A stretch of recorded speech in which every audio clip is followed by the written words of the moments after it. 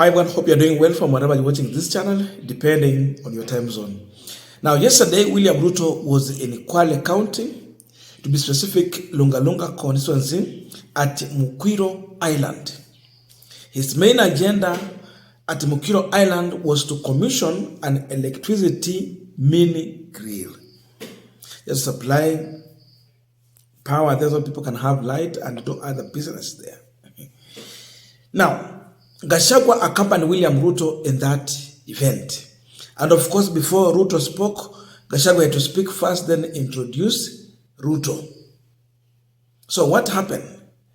Regarding Gachagwa, in his address to the people who were in that event, Gachagwa went to an extent of asking Coast Region people to join UDA party in order for them to get development.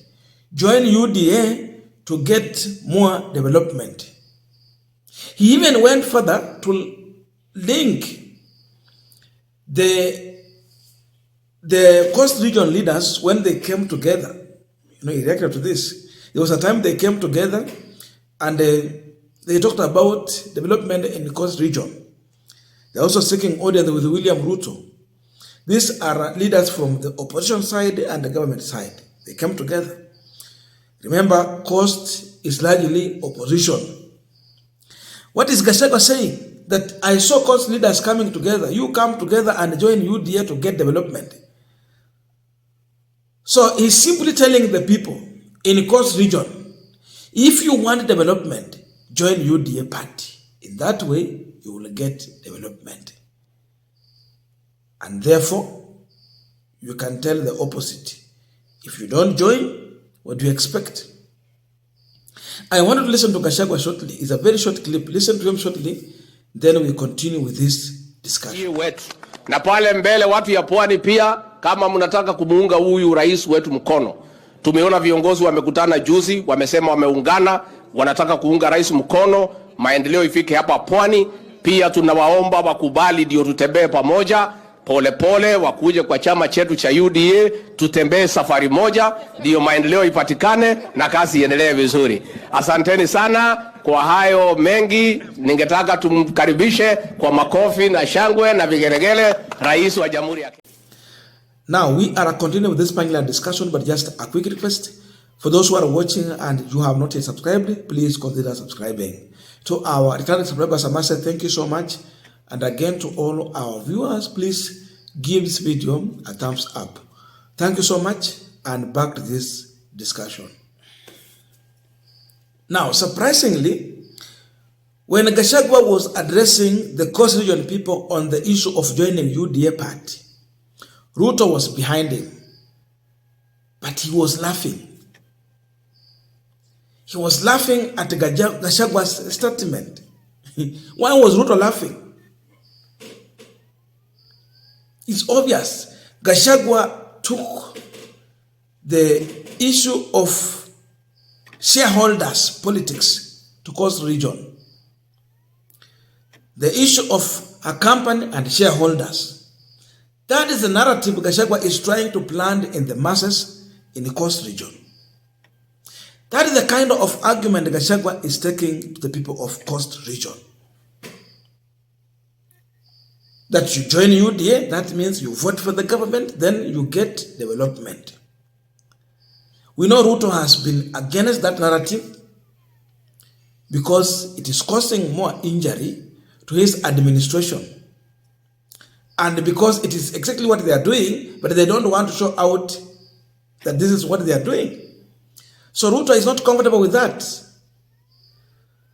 So definitely he's laughing at the foolishness that Gachagwa is trying to display in his statement. That is why Ruto is laughing. I don't know how you put it this way. Development versus taxes versus votes. For Gachagwa, it is votes tagged to development. Nothing to do with the taxes. I don't know where they anticipate to get taxes. I don't know if Ruto is coming with his own money from his own companies from his own businesses to come and do development.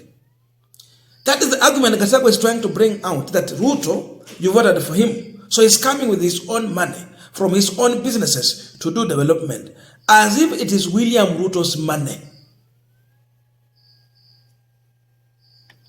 We know very well in this country, all of us, we have to get development or a share of money or funds to do development equitably.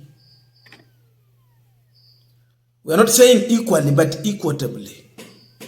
Equitably means you get your share depending on the need in your area or region. You come and check this area, they need 1, 2, 3, and they have to get it that equitably.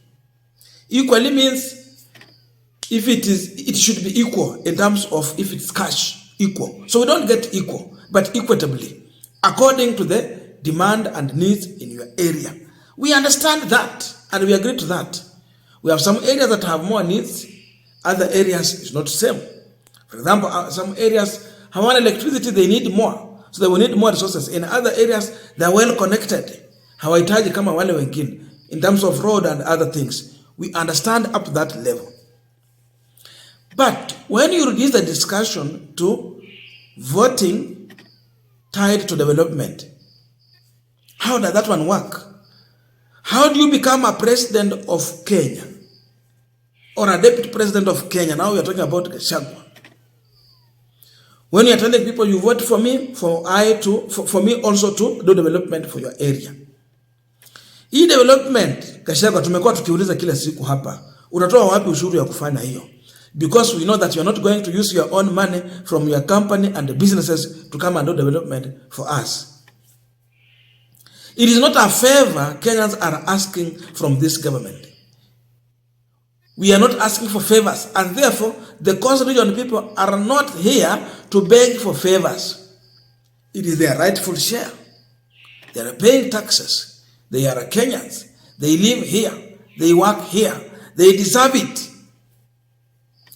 Why is Gachagua tying development to voting, but not to taxes? They should be in cost encouraging people to pay tax and anticipate for more development. And it should reflect through projects.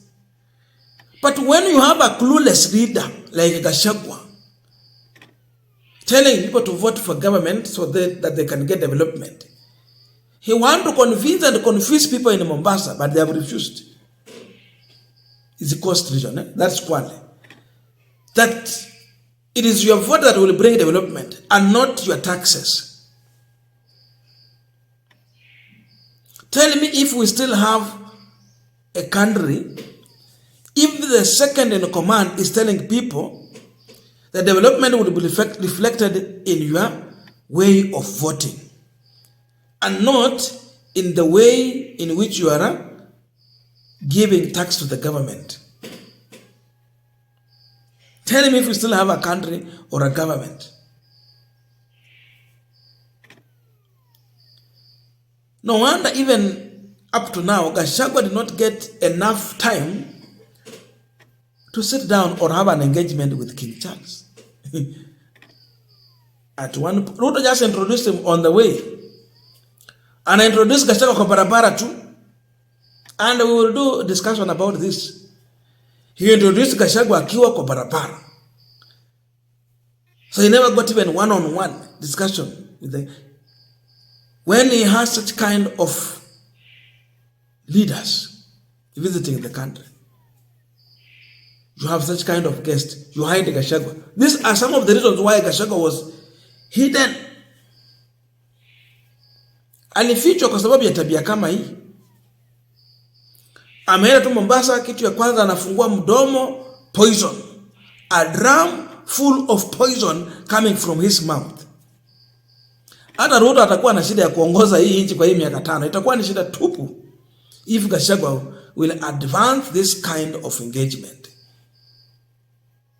Join UDA to get development. That is what he means. And that is what he said.